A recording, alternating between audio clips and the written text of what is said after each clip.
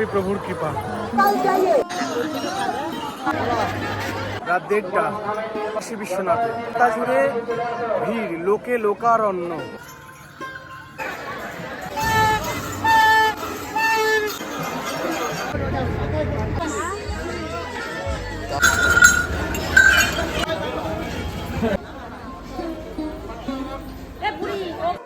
এই যে আকাশ আর এই যে মাটি, সবই যে তোমার দেওয়া দান।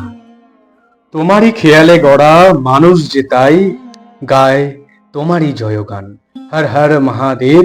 পবিত্র শ্রাবণ মাসের শুভেচ্ছা সকলকে। 2025 সালের পবিত্র শ্রাবণ মাসের প্রথম সোমবার বাবা তারকনাথের কৃপায় এবং তারই ডাকে আমাদের মঙ্গল যাত্রা শুরু হলো শেওড়াফুলি ঘাট থেকে। প্রাকৃতিক কারণেই এদিন ছিল মেঘাচ্ছন্ন, মাঝে মাঝে বৃষ্টি হচ্ছিল। এটিও বাবা তারকনাথের অসীম কৃপা এবং তার মাহাত্ম্য বর্ণনা করে। আজকের ভিডিওটি পবিত্র শ্রাবণ মাসের প্রথম সোমবার উপলক্ষে আমরা বাবা মহাদেবের কৃপায় পৌঁছে গিয়েছিলাম শেওড়াফুলি ঘাটে। আজকের ভিডিওটি স্পেশাল কারণ এটি শ্রাবণ মাসের প্রথম সোমবারের ভিডিও। সম্পূর্ণ ভিডিওটি দেখবার জন্য আপনাদের সকলকে অনুরোধ করছি এবং যারা এই বং এতস্ময় চ্যানেলে প্রথম, তাদের কাছে আমার একান্ত অনুরোধ, ভিডিওটি ভালো লাগলে কমেন্ট করবেন, লাইক করবেন এবং বন্ধুদের সঙ্গে শেয়ার করবেন ও চ্যানেলটিকে সাবস্ক্রাইব করে আমার পাশে থাকবেন। দুটো ভুট্টা খাওয়ার পর আমরা চলে গেলাম শেওড়াফুলি ঘাটের টিকিট কাউন্টারে, যেখানে পার হেড 7 টাকা করে টিকিট ভ্যাসেলের, এবং তারপর আমরা রওনা দিলাম ফেরিঘাটের উদ্দেশ্যে।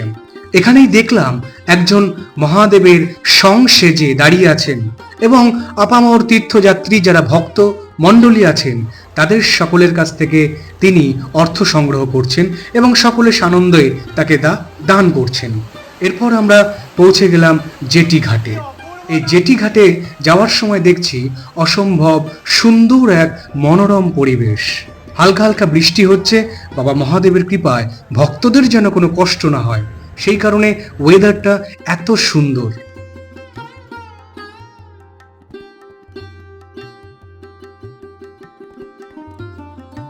আমাদের ভ্যাসেল ছেড়ে দিল। এই হচ্ছে আমাদের সপ্ত ঋষির গ্রুপ। আমরা এই সকলে মিলে বাবা তারকনাথের উদ্দেশ্যে রওনা দিয়েছি।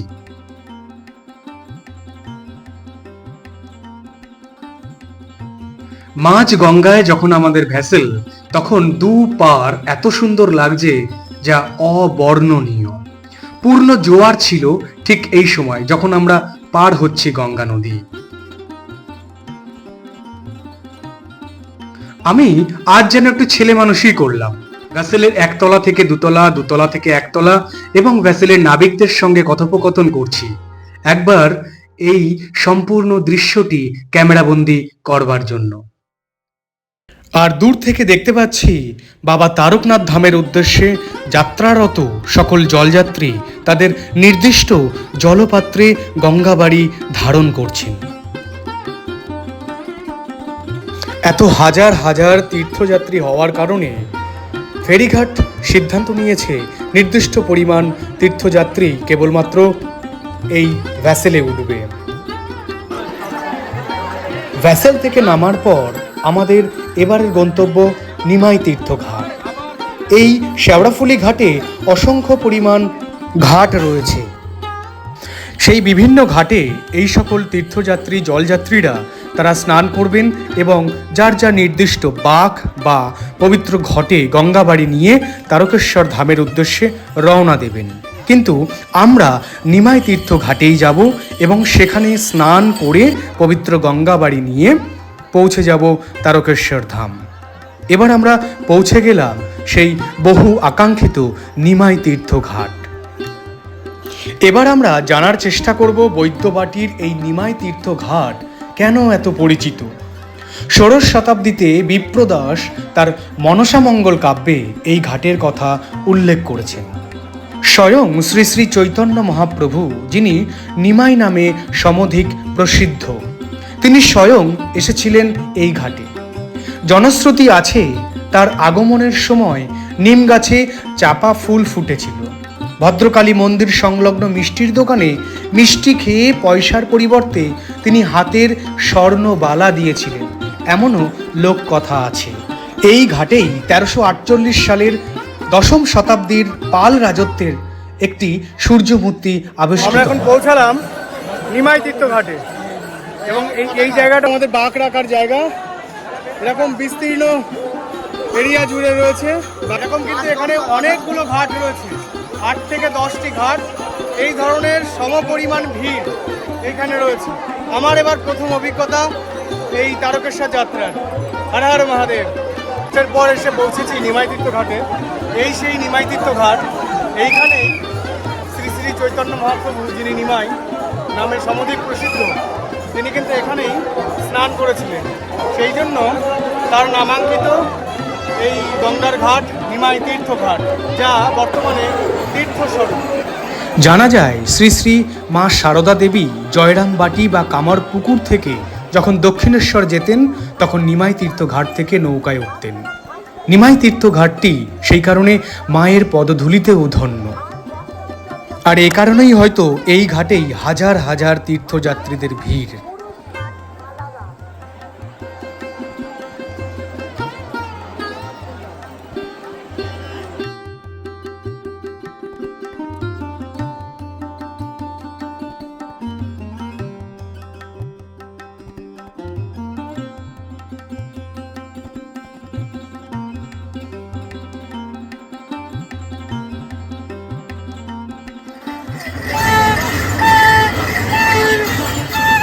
আমরা এবার গঙ্গা বাড়ি নিয়ে রওনা দিলাম তারকেশ্বর ধামের উদ্দেশ্যে। আর যাওয়ার পথে এই যে ভদ্রলোক যাকে দেখছেন, আমার কাছে অপরিচিত, কিন্তু দেখলাম কি উদ্যমে ভক্তিপূর্বক চিত্তে দৌড়াচ্ছেন। আমি যখন 38 কিলোমিটার পথ কিভাবে যাব নিয়ে চিন্তা করছি, তখনই দেখছি এই ভদ্রলোক ভেপু বাজাতে বাজাতে মহানন্দে দৌড় দিচ্ছেন।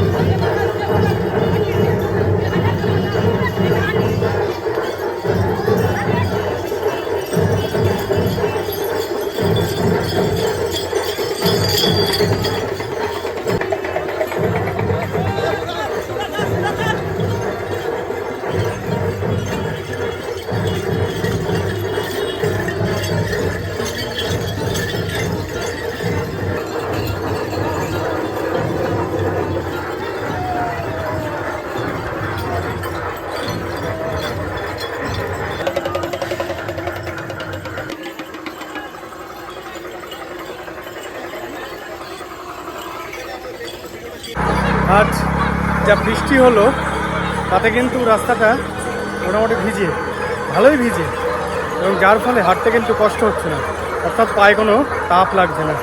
সবই প্রভুর কৃপা। সারাদিন ধরে যে ভীষণ গরম তেমন কিন্তু নয়, একদম মেঘলা মেঘলা ওয়েদার, আর তার সঙ্গে বৃষ্টি। সুতরাং কোনো দর্শনার্থীর কিন্তু কোনো কষ্ট হওয়ার অবকাশ নেই এখানে। দেবাদিদেব মহাকাল, তিনি মহাদেব, তার অসীম কৃপা সকলের উপর বর্ষিত হোক এভাবেই।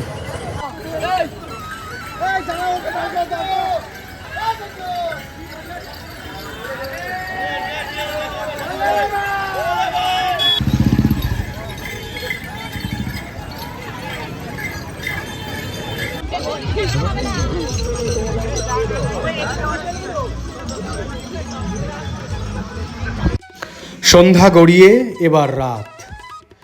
একটু আগে যেটা দেখছিলেন যে একে অপরের আগে কত তাড়াতাড়ি যাবে সেই জন্য দৌড় দিচ্ছিল সকল ভক্তরা, কিন্তু এখন দেখুন কতটা স্লথ গতি হয়ে গেছে।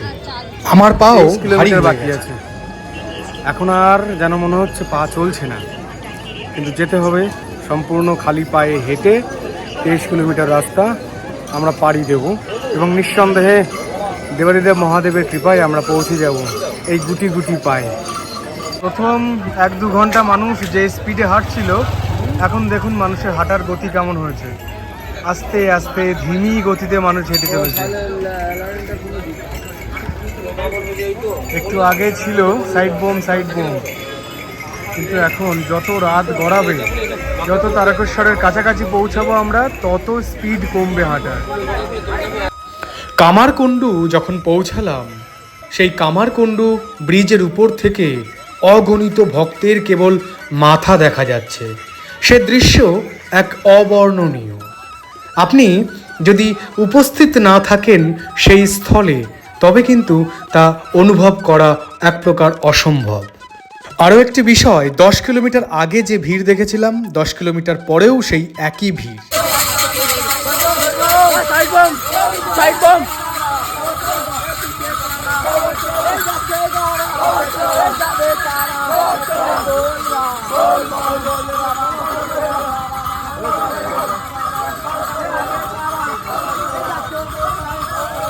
আমার তো মনে হলো নিমাই তীর্থ ঘাট থেকে তারকেশ্বর ধাম পর্যন্ত সমস্ত রাস্তাটাই থিকথিকে ভিড়, এক পা করে এগিয়ে যেতে হচ্ছে। কোথাও মানুষ কম নেই, কোথাও মানুষ বেশি নেই, সমপরিমাণ মানুষ সমগ্র রাস্তা জুড়ে এগিয়ে চলেছেন।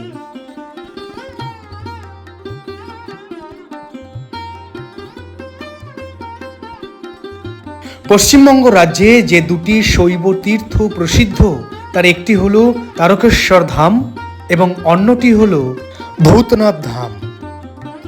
তারকেশ্বর মন্দিরটি 1729 সালে নির্মিত হয়েছিল এবং এটি বাংলা মন্দির স্থাপত্যের একটি 8 চালা কাঠামো।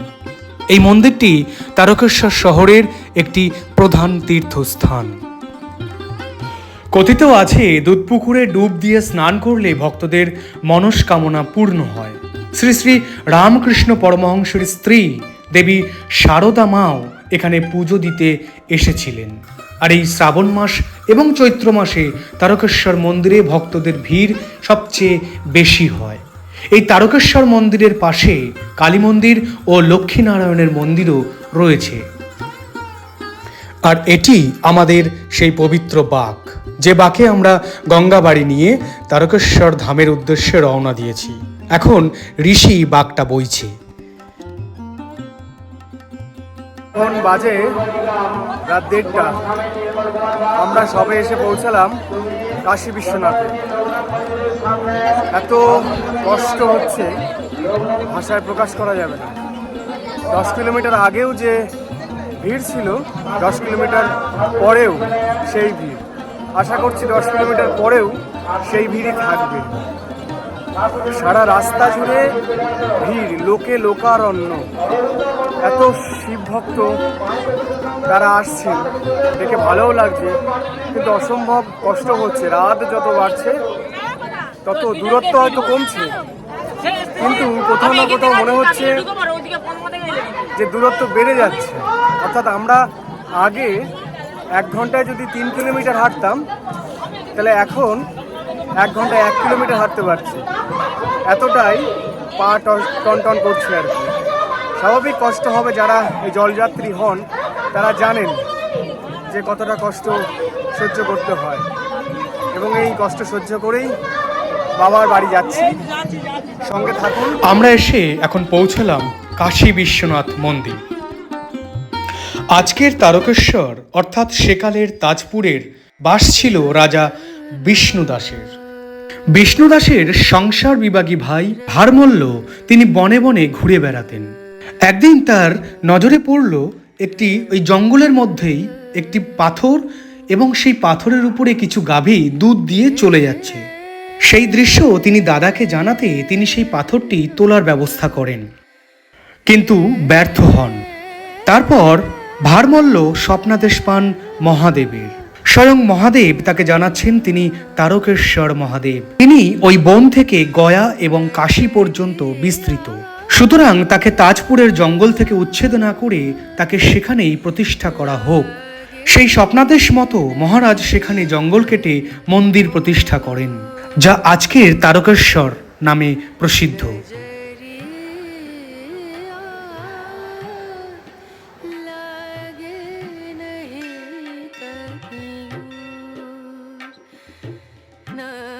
গতকাল বিকাল থেকে যাত্রা শুরু করে সারা রাত হেঁটে আজ সকালেও পৌঁছাতে পারিনি তারকেশ্বর ধাম। এখন আমরা সারা রাত হাঁটার পরে সূর্যোদয় দেখলাম, নতুন সূর্য শ্রাবণ মাসের প্রথম সোমবারে। এখন কিন্তু আর কারো তেমন হাঁটার মতো শক্তি নেই। বাবা তারকনাথের কৃপায় শরীরে যেটুকু প্রাণ শক্তির সঞ্চার ঘটছে তাতেই আমরা হেঁটে চলেছি। এতক্ষণে এসে পৌঁছালাম সেই বহু আকাঙ্ক্ষিত তারকেশ্বরের ওয়েলকাম গেটে। দেখে মনে হচ্ছে এই তো চলে এলাম, কিন্তু না, এখান থেকেও 5 কিলোমিটার দূরে এখনো তারকেশ্বর ধাম। লক্ষ লক্ষ মানুষের ভিড়ে তারকেশ্বর মন্দিরে উপস্থিত হতে পারলাম দেবাদিদেব মহাদেব তারকনাথ বাবার অসীম কৃপায়। নির্বিঘ্নে জল ঢাললাম বাবার মাথায়।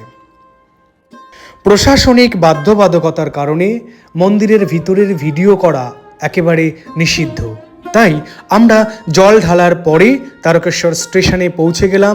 সেখান থেকে হাওড়াগামী ট্রেন ধরলাম।